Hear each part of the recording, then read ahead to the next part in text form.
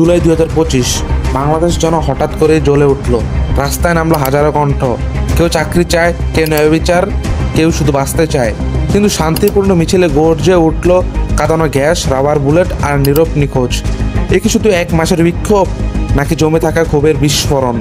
রাষ্ট্র, প্রতিবাদ এবং দমন, এই হলো আমাদের সময়ের অপ্রকাশিত ইতিহাস। আজ আমরা জানবো কেন রক্তাক্ত ঝরেছিল জুলাইয়ে। জীবন যখন দমবন্ধ হয়ে আসে, তখন নিঃশ্বাস নিজেই হয়ে যায় বিদ্রোহ। 2024 সালে শেষ প্রান্তে দাঁড়িয়েছিল বাংলাদেশ। উপর থেকে শান্ত, কিন্তু ভিতরে ভিতরে টকবক করে ফুটছিল একটা সমাজ। তরুণরা কাজ পাচ্ছে না, চাকরির বিজ্ঞপ্তি আসছে না মাসের পর মাস। যেতটুকু আছে সেটা তো আবার কোটা নামের দেয়াল। 1 শতক মেধা তবু ধরে পিছনে পড়ে যাচ্ছে যোগ্যরা। মানুষ প্রশ্ন তুলছে, এই দেশ কার?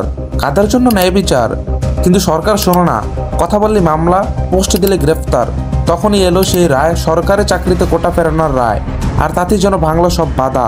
সামাজিক মাধ্যমে ছড়িয়ে পড়লো ক্ষোভের আগুন। বিশ্ববিদ্যালয়গুলো গুঞ্জন, এবার তো রাস্তায় নামতেই হবে।